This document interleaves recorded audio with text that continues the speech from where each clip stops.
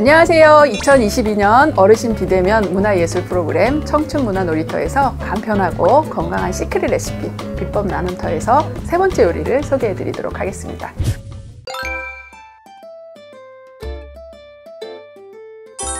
자, 그럼 닭고기 채소쌈의 재료를 소개하고 요리를 본격 시작해 보도록 하겠습니다.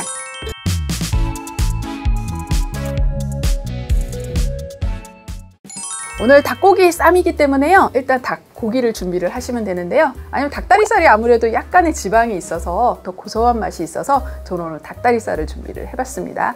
그리고 채소 쌈이기 때문에 어떤 채소나 준비하셔도 좋은데요. 좀 아삭아삭한 맛이 있는 오늘 양상추를 한번 소개해 드리려고 해요. 그리고 마트에 제가 장 보러 나갔더니 오글오글하게 생긴 저 예쁜 야채들이 있더라고요. 그래서 저것도 하나 오늘 같이 싸 먹어 보려고 준비했습니다. 그리고 색감 있게 토마토하고 양파도 흰색 양파도 좋고요. 보라색 양파도 좋습니다. 그래서 이런 것들을 준비하셔가지고 싸서 먹을 건데 그냥 싸서 먹는 것보다는 새콤달콤 매콤한 소스를 만들어서 찍어서 먹을 거예요. 그래서 오늘 보이시는 대로 겨자에다가 새콤달콤하게 만드는 여러 가지 재료들을 좀 준비해봤습니다.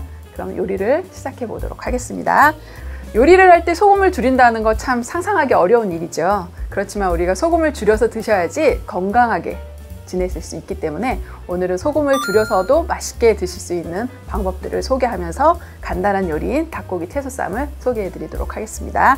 일단 닭고기 같은 경우에 저는 닭 다리살을 준비를 했어요. 여기에다가 이제 밑간을 해줄 건데요. 이제 소금을 줄이는 첫 번째 비법 소개하도록 할게요. 그 첫 번째 방법은 뭐냐면 향이에요. 그래서 향이 좀 있으면은요, 소금이 좀 줄어도 이 향 때문에 그 짠맛을 잊어버리는 거예요. 강한 가루라든지 카레가루가 있으면 그거를 조금만 뿌려주세요. 그럼 소금 없이도 그 향 때문에 아, 맛있다 이렇게 느끼시거든요. 그래서 저는 오늘 향으로는 후추를 좀 준비를 했습니다. 후추도 향신료예요. 그래서 이 후추를 좀 넉넉하게 뿌려주고요.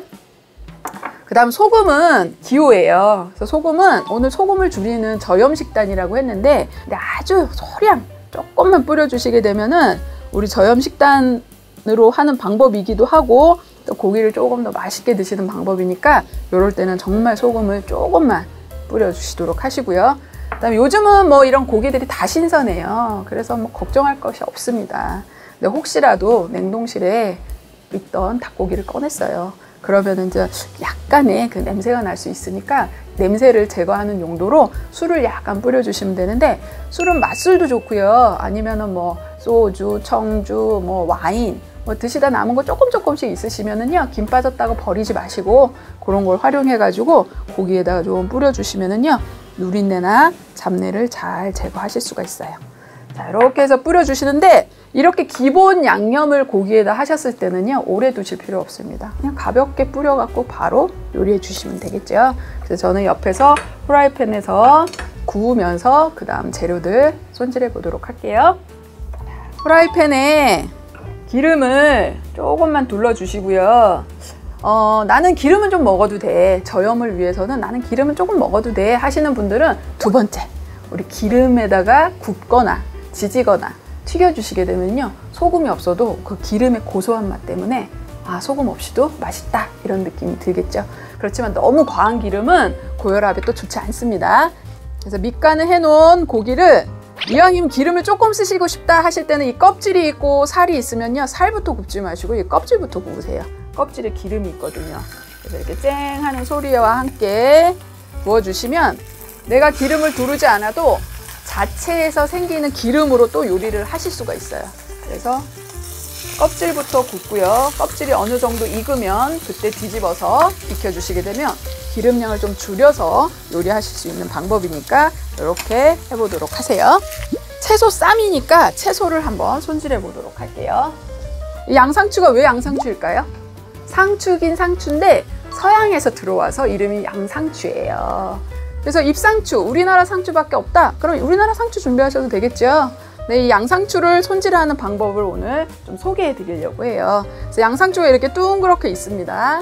그럼 이렇게 여기에 꼭지가 있었겠죠. 저는 미리 좀 손질을 해놨는데 우리가 이게 칼이다 생각하시면 이 꼭지 단단한 부분이 있으면 여기를 이렇게 동그랗게 돌려주세요.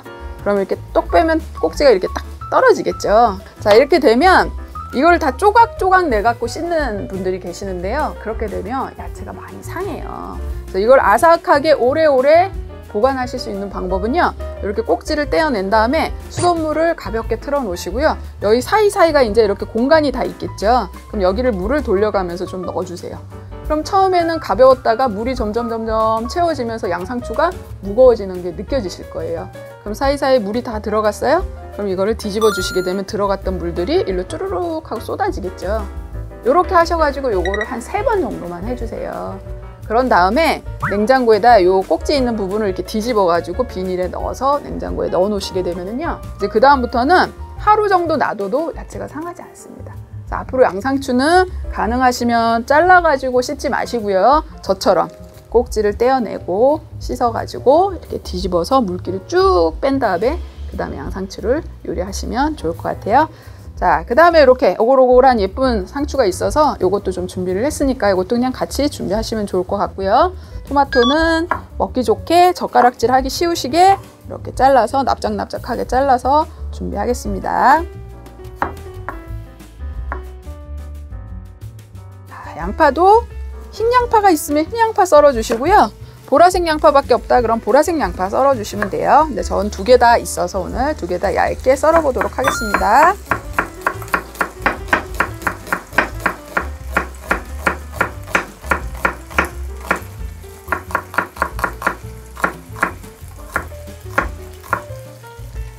보라색 양파도 있어요. 이 보라색 양파 같은 경우에는 일반 요리보다는요, 이렇게 생으로 먹는 샐러드라든지 오늘처럼 고기 구워서 쌈을 싸 먹는다든지 이럴 때 넣어주시면 훨씬 더 잘 어울리는 것 같아요. 그래서 똑같이 양파처럼 썰어서 준비해 주세요.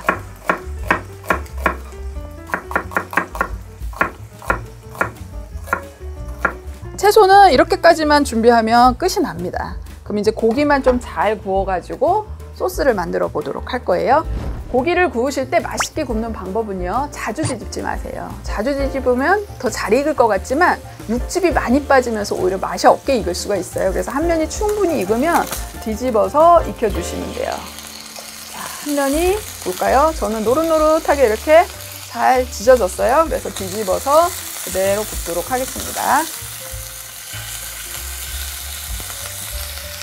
그러면 재료는 다, 채소들은 준비가 됐고요. 3번째로는 양념을 각각 다 하지 마시고요, 소스를 만들어서 그 소스를 조금씩 곁들여 먹는 것도 소금을 줄이는 방법 중에 하나입니다. 그래서 오늘은 겨자 소스를 한번 만들어 보도록 할게요. 자, 겨자는 갓의 씨가 이 겨자죠. 그래서 톡 쏘는 매운맛이 있어서 이 톡 쏘는 매운맛 때문에 또 향의 역할도 하고 그 매운맛으로 인해 가지고 소금을 좀 줄여도 맛있게 드실 수 있는 방법이에요. 그래서 요즘은 이렇게 튜브로 겨자가 판매가 되고 있으니까 튜브 겨자를 사셔가지고 겨자를 좋아하시는 만큼 다른 거 다 한꺼번에 넣지 마시고요. 이 겨자가 잘 풀리려고 그러면 액체 중에 하나, 식초가 됐건 간장이 됐건 한 가지 재료만 먼저 넣어주세요. 그래서 저는 식초를 선택했어요. 식초를 넣어서 덩어리가 하나도 지지 않게 잘 풀어줬습니다. 그래서 나머지 액체 종류를 넣고요. 식초가 들어갔으니까 설탕도 좀 넣으셔야 되겠죠.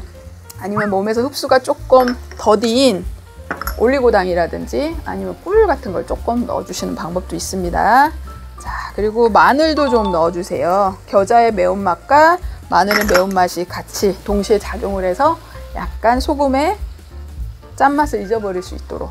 그리고 그래도 간은 좀 돼야 되니까요, 우리가 간장을 좀 넣는데, 간장은 소금에 비해서 발효를 한번 시킨 거기 때문에 소금보다는 간장을 조금 사용하시는 게 더 낫기는 해요. 자, 이렇게 해서 제가 겨자 소스를 준비해 놨습니다. 그러니까 설명드린 대로 양상추를 씻어서 주시게 되면요, 이렇게 부풀어 올라가지고 속까지 다 깨끗하면서 아삭한 맛이 나게 이렇게 준비가 됩니다. 여기다 오늘 싸서 먹을 거예요. 그러니까 속에 너무 작은 거는 뭐 싸서 드시거나 그냥 드셔도 좋고요. 아무래도 쌈이니까 이 겉에 있는 좀 큼직한 거를 좀 썰어 가지고 그대로 놔두세요. 그리고 양파하고 보라색 양파 같이 생으로 넣어 주시고요. 그 옆에 예쁘게 생긴 같이 싸 드시면 좋으니까 같이 세팅해 주세요. 그리고 방울토마토도 먹기 좋게 잘 썰었으니까 한쪽에다가 이렇게 올려놓으세요. 고기를 썰어 보도록 할게요. 자, 썰으실 때도 내가 조금 더 부드럽게 먹고 싶다 하실 때는 너무 큼직큼직하게 썰지 마시고요. 조금 얄팍얄팍하게 썰어 주시게 되면 훨씬 더 부드럽게 드실 수가 있겠죠. 그래서 저는 좀 얄팍얄팍하게 썰어 보도록 할게요.